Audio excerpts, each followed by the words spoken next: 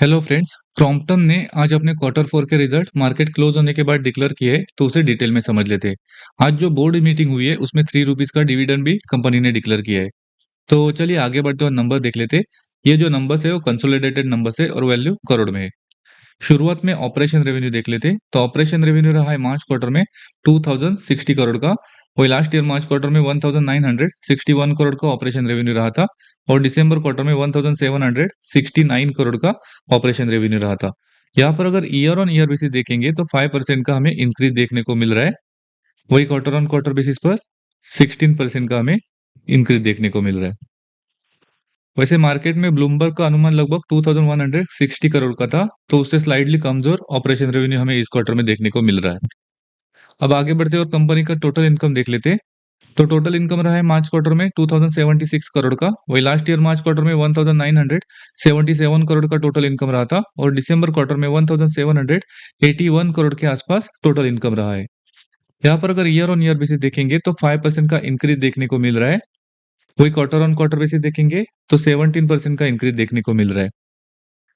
अब आगे बढ़ते और कंपनी के एक्सपेंसेस देख लेते हैं। तो टोटल एक्सपेंसेस रहे मार्च क्वार्टर में 1845 करोड़ के। वही लास्ट ईयर मार्च क्वार्टर में 1808 करोड़ के टोटल एक्सपेंसेस थे। और दिसंबर में 1630 करोड़ के आसपास टोटल एक्सपेंसेस रहे थे। यहाँ पर एक्सपेंसेस देखेंगे तो कंट्रोल में देखने को मिल रहे हैं। और जो बढ़त देखने को मिली है वो वही है कि जो टोटल इनकम में हमें बढ़त देखने को मिली थी इस क्वार्टर में, उसी के अकॉर्डिंग स्लाइडली बढ़त टोटल एक्सपेंसेस में यहाँ पर देखने को मिल रही है। अब कंपनी का नेट प्रॉफिट देख लेते हैं। तो नेट प्रॉफिट रहा है मार्च क्वार्टर में 172 करोड़ के आसपास। वही लास्ट ईयर मार्च क्वार्टर में 133 करोड़ का नेट प्रॉफिट रहा था। और दिसंबर में 112 करोड़ के आसपास नेट प्रॉफिट रहा था। यहाँ पर अगर ईयर ऑन ईयर बेसिस देखेंगे तो 29% का इंक्रीज देखने को मिल रहा है। वही क्वार्टर ऑन क्वार्टर बेसिस पर 54% का इंक्रीज देखने को मिल रहा है। वैसे मार्केट में ब्लूमबर्ग का अनुमान था नेट प्रॉफिट का 160 करोड़ का, तो उससे बढ़िया नेट प्रॉफिट हमें इस क्वार्टर में देखने को मिल रहा है। अब आगे बढ़ते हुए कंपनी का ईपीएस देख लेते हैं। तो बेसिक ईपीएस रहा है मार्च क्वार्टर में ₹2.63 का। वही लास्ट ईयर मार्च क्वार्टर में ₹2.16 का ईपीएस रहा था। और दिसंबर में ₹1.71 का ईपीएस रहा था। यहाँ पर ईयर ऑन ईयर और क्वार्टर ऑन क्वार्टर देखेंगे तो ईपीएस में अच्छा खासा इंक्रीज देखने को मिल रहा है।